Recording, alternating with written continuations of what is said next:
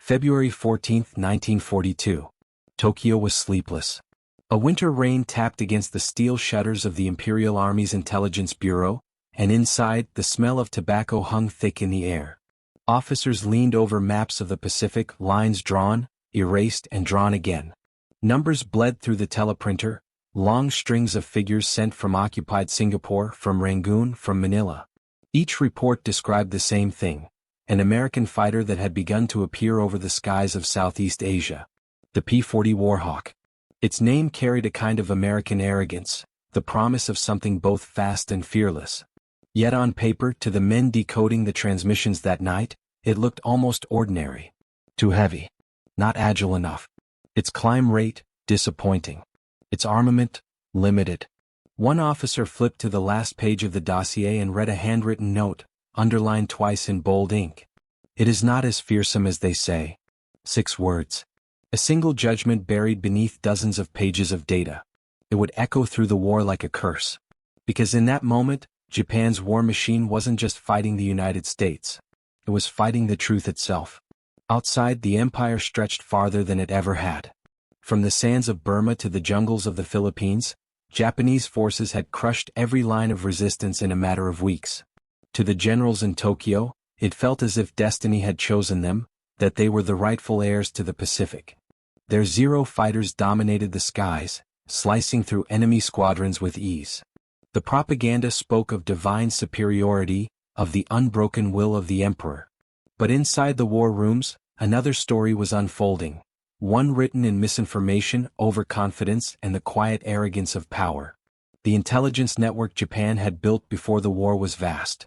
Agents in Hawaii, in the Dutch East Indies, even in the United States itself, gathering scraps of information, coded reports, fragments of gossip.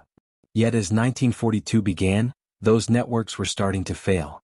The reports that reached Tokyo were distorted by haste, pride, and a dangerous assumption that the enemy was weaker, slower, and more foolish than they were. The P-40 was the perfect example. Analysts dismissed it as a relic, too rugged to be elegant, too blunt to be effective. They compared it to the nimble Zero and saw only inferiority. But what they didn't understand was that this American machine had been designed for something the Japanese hadn't yet encountered: a war of endurance. It could take damage, keep flying, and come back again the next day. It wasn't built to dance. It was built to survive. That difference between elegance and endurance would come to define the entire conflict. By the time the first squadrons of P-40s took off from dusty Allied airstrips in Burma and China, Japan's intelligence believed they were facing a second-rate aircraft. Do not fear it, one decoded report instructed field commanders. Engage directly. The Warhawk cannot outclimb you. Was wrong. From the first engagements, Japanese pilots found themselves facing opponents who refused to fall. The P-40s didn't outmaneuver their Zeros, they outlasted them. While one could twist through the sky like a blade, the other could absorb punishment that would have turned most aircraft into fireballs. The Japanese called it stubborn. The Americans called it tough. Tokyo called it insignificant. And in that arrogance, the seeds of collapse were quietly planted. Wars, history would later remind us, are not lost in the trenches or the skies. They are lost in the mind, in the illusions leaders choose to believe. For Japan in 1942, the illusion was this: that their victories were proof of divine favor, and that their understanding of the enemy was absolute. They didn't need new data. They needed faith. So when intelligence officers raised questions, when intercepted transmissions from the Burma front suggested the Americans were adapting faster than expected, those doubts were buried beneath the comfort of confidence. The Warhawk, one general said during a briefing that spring, is a symbol of Western decline. The Zero will remain unmatched. That sentence too would echo. In the jungles below, the reality was different. Pilots returning from combat spoke of American planes taking impossible damage and still managing to dive away. Mechanics described seeing the same Warhawk return 3, 4, 5 times after being shredded by gunfire. Yet none of that reached the polished floors of the Imperial headquarters. The truth was inconvenient, and inconvenient truths are the first casualties of arrogance. Information became theater. Reports were adjusted to match expectations. Losses were softened. Victories exaggerated. By summer, Japan's own intelligence officers had begun to distrust their data. Numbers didn't align, battle reports contradicted one another, and agents in the field stopped sending updates altogether. The network was collapsing under the weight of its own lies. But inside Tokyo's command rooms, the illusion persisted, because illusions, once built, are often more comforting than truth. The tragedy of intelligence is that it demands humility. To understand an enemy, one must first admit they could be right, that your perception might be wrong. But empires rarely possess such humility. Theirs was a system that rewarded certainty, punished doubt, and confused belief for fact. In the months that followed, that confusion would shape the Pacific War. The Japanese High Command, convinced that the Americans were incapable of rapid production, ignored reports that new squadrons of P-40s were arriving weekly. When intercepted messages mentioned upgraded engines and reinforced armor, they were dismissed as Allied propaganda. Even when pilots began reporting a new version of the Warhawk, with sharper turns and faster climbs, their accounts were quietly shelved. The empire had chosen its story. And the story was that Japan could not be beaten.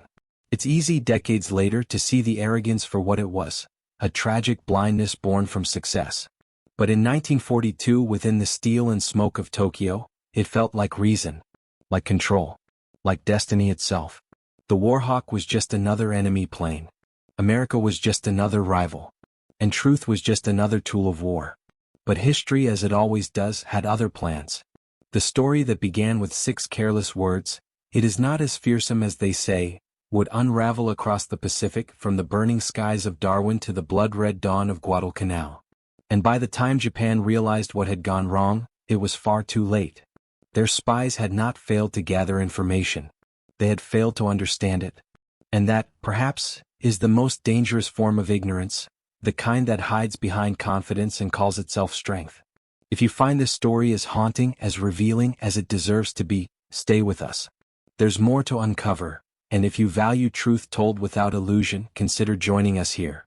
Because the past still has things to teach us, and sometimes the greatest battles are not fought with bullets, but with belief. By the spring of 1942, the Japanese intelligence apparatus stretched across the Pacific like a web, thin, invisible, and dangerously fragile. The network had been built in the years before the war, when diplomats, businessmen, and so-called students of culture quietly took residence in cities from Honolulu to Manila. They carried cameras disguised as pens, notebooks filled with coded language, and the quiet confidence that came from believing they served an empire destined to rule. They called themselves the Watchers. But even watchers can go blind. Many of the spies stationed abroad were not trained intelligence officers.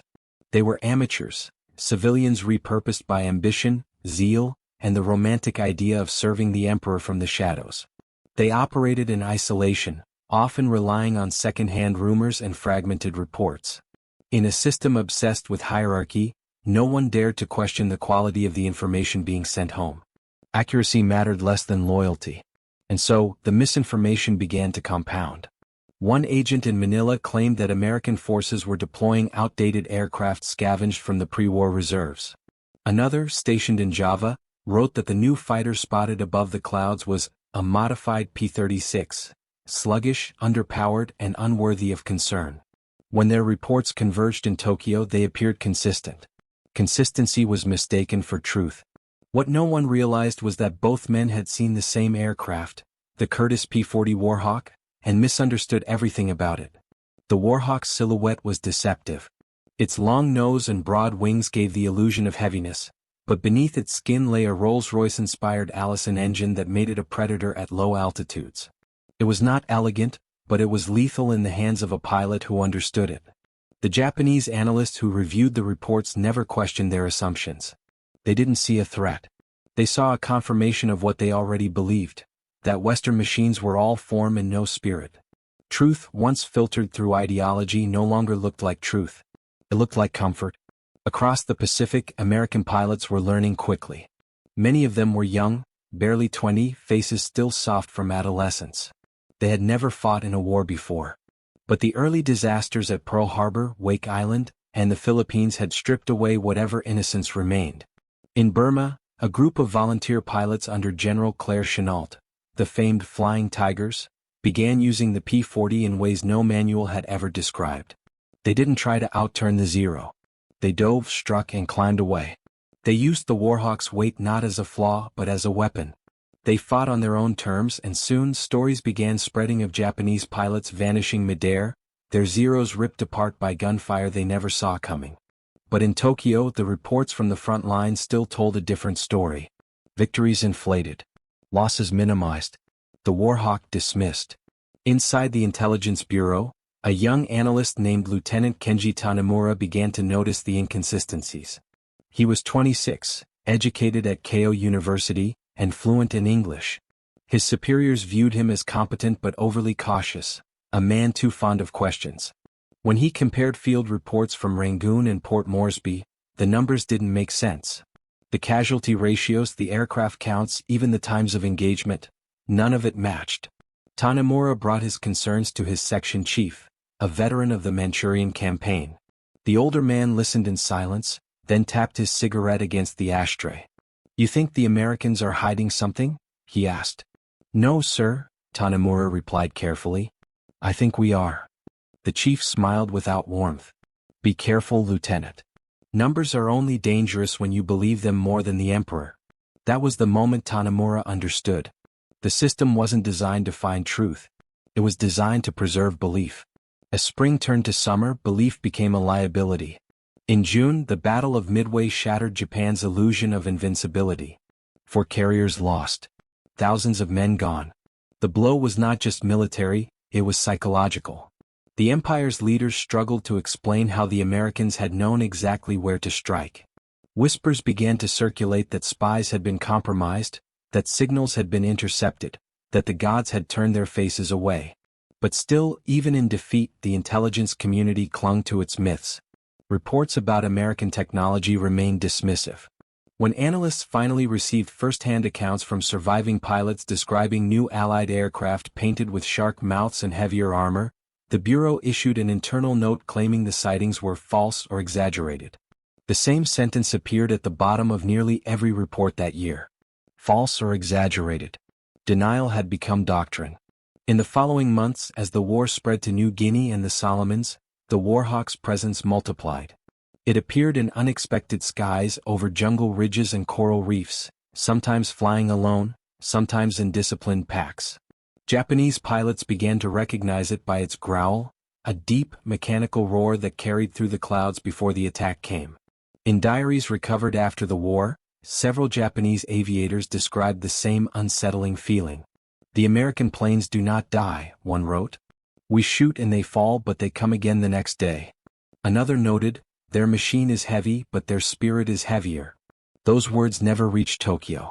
They were filtered, redacted, or simply ignored. Meanwhile, inside the intelligence network, morale was fracturing. Field agents began fabricating reports to avoid punishment.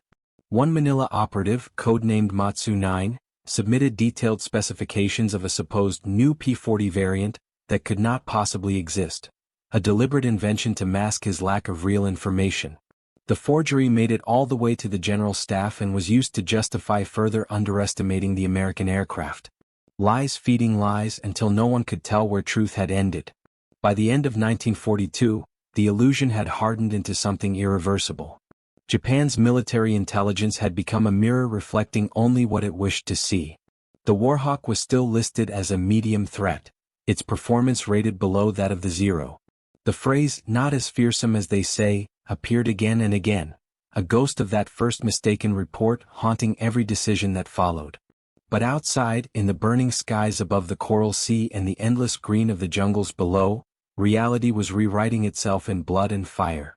The P-40 squadrons, led by men like Robert L. Scott and John Allison, were turning survival into strategy. They learned to use terrain, weather, and timing as weapons. Every time a Warhawk returned from a mission that should have killed it, it chipped away at the myth of Japanese perfection. Tanemura, still working in Tokyo, began collecting the suppressed data, pilot testimonies, intercepted broadcasts, damage assessments. He hid them in a drawer labeled for revision. In private letters to a friend serving in Burma, he confessed his fear. "Our reports are lies dressed as confidence. And one day they will drown us." The drowning began sooner than he expected. By early 1943, the Empire's supply lines were stretched thin. Fuel shortages crippled air operations, spare parts were scavenged from wrecks, and the once mighty Zero began to show its age. Meanwhile, the Americans, now producing P-40s by the thousands, flooded the Pacific with steel and willpower. The skies were no longer Japan's dominion. In desperation, the intelligence office in Tokyo issued an order to expand espionage operations in Allied territories. Agents were sent to neutral countries, Thailand, India, even Australia, tasked with gathering corrected data. Among them were men who had once proudly declared the Warhawk unworthy. They now carried orders to find out why it refused to die. But truth, when finally found, can be a cruel teacher. In late 1943, one of those agents intercepted an Allied maintenance manual smuggled from a Chinese airfield. For the first time, Tokyo learned the real specifications of the P-40, the reinforced wings, the engine upgrades, the armor that turned the cockpit into a shield. It was everything their earlier reports had denied. The revelation caused quiet panic. Meetings were held behind closed doors, phrases like revision of intelligence, whispered like confessions. And yet, publicly nothing changed. The official doctrine remained. The Warhawk was still not as fearsome as they say. Because to admit otherwise would mean admitting the empire had built its faith on error, that the illusion of power had come at the cost of truth. For Lieutenant Tanemura, it became unbearable. In November he resigned from his post, citing health reasons. 2 weeks later he disappeared. Some said he was transferred to Manchuria. Others whispered he had been arrested for leaking information. His name never appeared again in military records. The war continued without him. And as it did, the empire he had served began to crumble beneath the weight of its own certainty. Every battle, every defeat, traced its roots back to the same cause, a single moment when truth had been replaced by belief. It began with a line of ink on paper. It is not as fearsome as they say. And from that moment on, Japan no longer saw what was real. Only what it wanted to see. Stay with this story. Because in the next chapter the illusion begins to break, not through defeat but through revelation. And sometimes the most devastating weapon in war isn't the one in the sky, it's the one on the page. In the autumn of 1943, the empire still moved with the outward confidence of a machine. The parades continued, the speeches thundered through radio speakers, and the newspapers spoke of inevitable victory. But behind the walls of Tokyo's military ministries, the tone had changed. There was a quiet, almost imperceptible tension, the awareness that something vast and invisible was beginning to slip away. The Japanese called it Tenno no Michi, the Emperor's Path. It was more than strategy, it was faith, the belief that divine will guided the empire's hand. Questioning success was considered sacrilege. To doubt was to betray. And so, even as defeats began to mount, the illusion of power was protected like a sacred relic. Intelligence, once meant to serve reality, became an instrument of ideology. Analysts no longer measured the enemy, they measured how well the reports flattered the empire's self-image. When numbers looked grim, they were massaged. When data contradicted belief, it was erased. The bureaucracy had learned to lie beautifully, not to others but to itself. Somewhere in those polished corridors, the truth had stopped being useful. The fall of Tanemura had sent a warning through the ranks. Those who questioned reports too loudly were reassigned, silenced, or vanished. The Intelligence Bureau replaced analysts with officers loyal to the party line, men more fluent in obedience than observation. To them, the P-40 Warhawk was still a symbol of Western decay, crude, mechanical, unrefined. The Empire's pilots, they said, would always prevail through spirit alone. Sation, spirit, became the new doctrine. Spirit over steel. Will overweight. If the enemy had more planes, Japan would have more devotion. It was an intoxicating idea, but one that transformed arrogance into policy. At airfields from Rabaul to Truk, pilots were told they carried the emperor's soul in their cockpits. Their machines were mortal, their faith was not. It was a belief forged in the furnace of desperation, a way to explain why men in inferior planes still had to fight. And they did fight. Bravely. Desperately. Fatally. In the skies above the Solomon Islands, Warhawks now hunted in pairs. Their shark-toothed noses glimmered in the tropical light, diving through clouds like predators. American pilots had learned to strike fast and retreat faster, leaving chaos behind. The Japanese called them ghosts, not because they were unseen but because they always came back. When wreckage was recovered, mechanics in Japanese bases noticed something strange. The American planes were patched again and again, riddled with bullet holes that had been welded shut. Each scar was a story of survival. Yet the reports reaching Tokyo still called the Warhawk fragile. The data once again did not match the belief. In a hidden corner of the Intelligence Bureau, a small circle of officers began collecting the forbidden truth. They compared intercepted radio chatter, decoded American transmissions, and found a disturbing pattern. The enemy was adapting faster than the empire could respond. Every week, new tactics, new pilots, new production lines. It was not weakness they faced, it was momentum. But momentum is difficult to measure in numbers and even harder to admit. The officers sent their findings to the general staff. The reply came within a day: "Your analysis is defeatist in tone. Cease further speculation." The silence that followed was heavier than any reprimand. Those who had glimpsed the truth retreated into their work, fearful of what honesty might cost them. The illusion of power had become more precious than power itself. Meanwhile, on the front lines, that illusion was unraveling in smoke and flame. In New Guinea, the jungle had become a graveyard of ambition. Supply chains broke apart, fuel ran dry, and the once invincible Zero fighters sat idle on cracked runways. Yet still, the official reports spoke of progress, of advances, of inevitable triumph. For the men who fought there, inevitable had lost all meaning. One Japanese pilot, Lieutenant Hiroshi Sato, kept a small notebook in the cockpit of his aging Zero.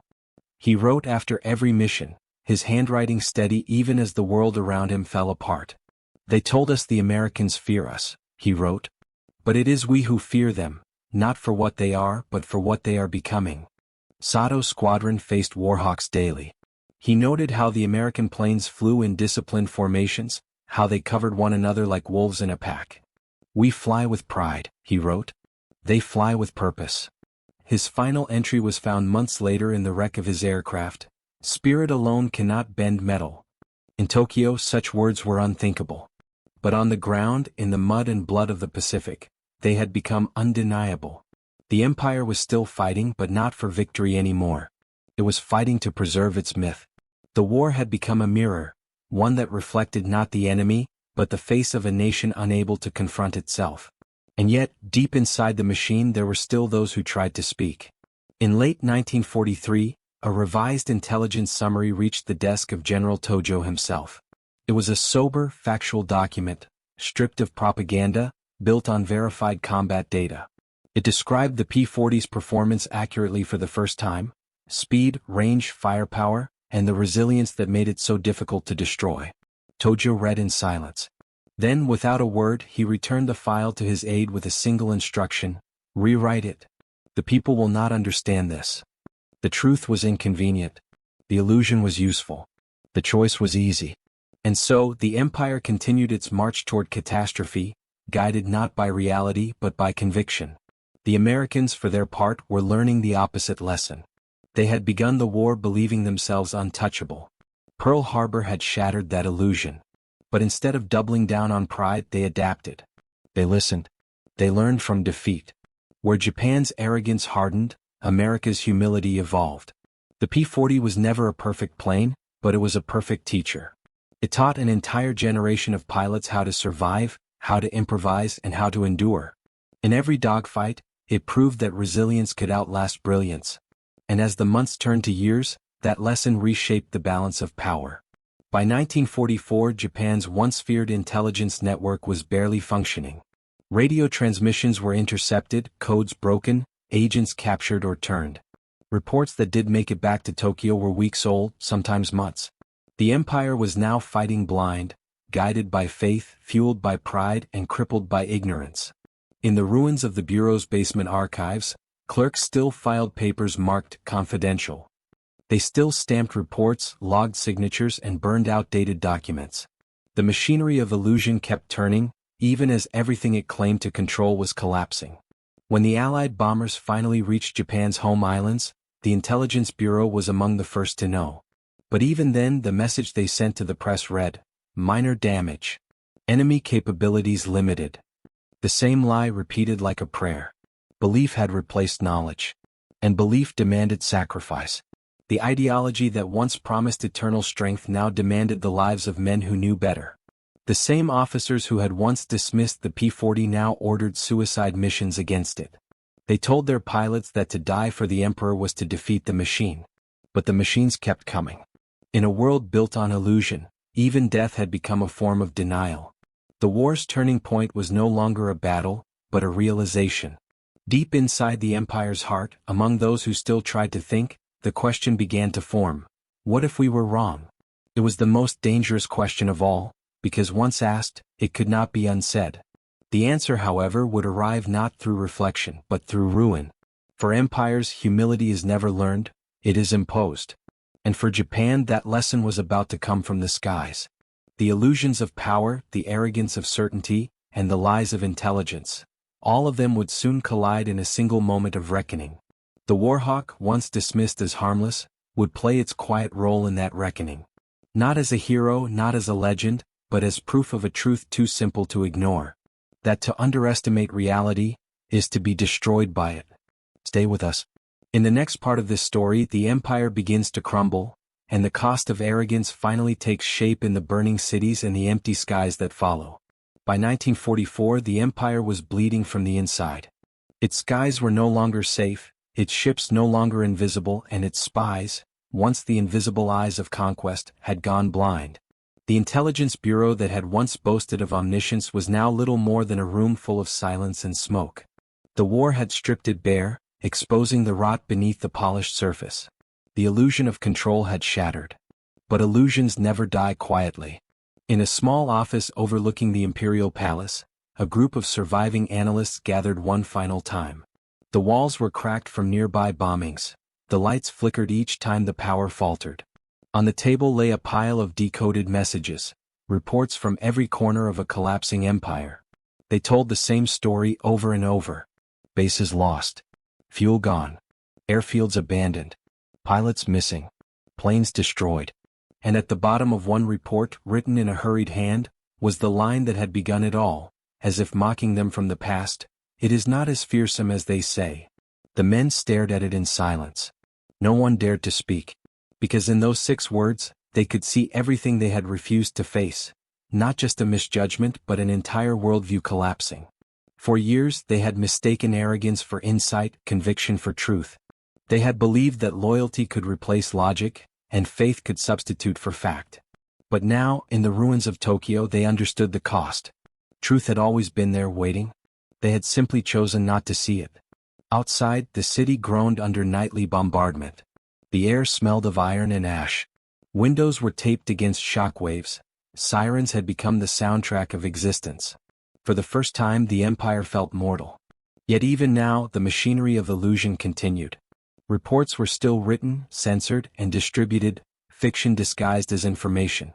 The Warhawk was long gone from the front lines, replaced by newer, deadlier machines, but in Tokyo's official documents, it was still being neutralized and suppressed. The Bureau was now reporting victories that never happened in battles that no longer existed. They weren't lying to deceive the enemy anymore. They were lying to survive themselves. In one of the last surviving files from that year, a single paragraph stands out. Our intelligence network remains functional. Enemy aircraft continue to rely on inferior design. Morale remains high. Each word was a monument to denial. The reality, known only to those few who still dared to look, was unspeakable. The spies abroad were gone, captured, executed, or lost in chaos. Radio codes once unbreakable were now toys in the hands of American cryptographers. The Americans no longer needed spies to know Japan's secrets. Japan was sending them freely through incompetence. By mid-1944, the empire's intelligence service was operating in fragments. Field agents sent reports through broken channels, each message taking weeks to arrive. Some never did. The system that once prided itself on precision had become a graveyard of unanswered transmissions. And in that graveyard, one final illusion bloomed: the idea that Japan could still win through sacrifice. When the kamikaze strategy emerged, it was not born of strength. It was born of fear, fear disguised as honor. The same ideology that had once declared the P-40 not fearsome, now declared death itself the ultimate weapon. The logic was cruelly consistent. If victory could no longer be achieved by force, it could be achieved by faith. But faith cannot stop gravity. And faith cannot rebuild what arrogance has destroyed. From the islands of the Philippines to the waters off Okinawa, the empire threw everything it had left into the fire. Pilots who once dreamed of glory flew into oblivion. Ships were sunk before they could even reach their targets. Entire divisions vanished into jungles that swallowed them whole. And still the report spoke of courage, not collapse. Success, not surrender. Victory, not extinction. The Intelligence Bureau, or what remained of it, became a theater of ghosts. Clerks filed empty folders. Officers signed papers no one would read. The system kept breathing long after its heart had stopped. In the middle of this quiet disintegration, a single document began to circulate secretly among the younger officers. It was unsigned, undated, and written with the clarity of confession. It said, "We have lost not because we were weak but because we refused to understand strength. We saw the world as we wished it to be, not as it was. We mistook our arrogance for divinity and our blindness for faith. The Warhawk did not defeat us. Truth did. No one knows who wrote it. Some say it was an analyst from the old bureau. Others say it was Tanemura writing from exile, his words smuggled back into Tokyo through sympathetic diplomats. Whoever it was, the document passed hand to hand like contraband, a whisper of honesty in a city built on denial. Those who read it didn't speak of it aloud. But something in their silence changed. In the following months, the bombing of Tokyo began in earnest. The firestorms consumed everything: homes, temples, and the archives of the Intelligence Bureau itself. The records, the lies, the endless reports, all turned to ash. History burned alongside illusion. And yet, the truth has a strange way of surviving fire. Among the ruins, buried beneath charred paper, a few fragments remained: partial memos, intercepted cables, drafts of reports never sent. From those pieces, historians would later reconstruct the story, not of victory, not even of defeat, but of delusion. The story of how an empire, armed with the best spies, the finest machines, and the purest faith, destroyed itself with certainty. As Japan's cities fell, so did its myths. The divine wind, that had once saved the nation centuries earlier, never came. The gods were silent.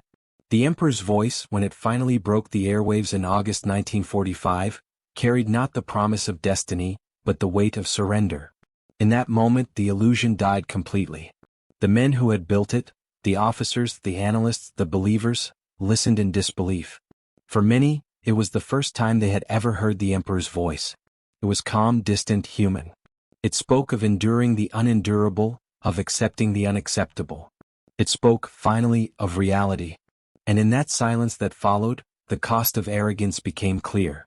Not in words, not in numbers, but in the faces of those who realized too late that they had been serving a dream instead of a nation. One surviving officer, decades later, would describe it simply: "We were never defeated by America. We were defeated by ourselves." That truth, unrecorded in official documents, unwelcome in public memory, became Japan's final intelligence report of the war. A report written not in ink but in ruin. Years after the surrender, when historians examined the captured archives, they found the same phrase recurring across hundreds of reports: the ghost of that first telegram from 1942. It is not as fearsome as they say. It had appeared in briefings, in memos, in field summaries, even in propaganda broadcasts. A simple lie repeated so often it became policy. The phrase had been meant to reassure, to comfort, to keep the machine turning. But in the end, it became the epitaph of an empire. Because every empire dies the same way, not from the strength of its enemies but from the weight of its own illusions. When the dust settled, the Warhawk was no longer just a plane. It was a symbol, not of victory but of misunderstanding. A reminder that power without humility is blindness, and that the greatest danger in war is to believe one's own myth. In the ruins of Tokyo, where once the Imperial Intelligence Bureau had stood, the city eventually rebuilt. Streets replaced bunkers, schools replaced barracks, and children played where lies were once printed. The past was buried but not forgotten. And sometimes, when historians walk through those streets today, they say that if you listen closely, you can still hear it: the whisper of paper turning, the faint echo of a typewriter key striking ink, as if the ghosts of the Bureau are still trying to write one last correction. It was fearsome after all. If this story has reached you, If you feel the weight of what illusion can destroy, remember it. Because history doesn't repeat itself out of malice. It repeats itself out of arrogance. And arrogance, as this story shows, is never harmless. In the years that followed Japan's surrender, the smoke cleared slowly. The cities rose again from the ashes, steel and glass replacing stone and memory. Children grew up among the ruins, never knowing the weight of the illusions that had once driven their fathers to war. The empire that had believed itself eternal was now a democracy, humbled, disarmed, and forced to look at the mirror it had long avoided. For the men who had built the machinery of deception, there was no redemption, only reflection. The surviving officers of the Imperial Intelligence Bureau were interrogated by Allied forces in cold rooms under flickering lights.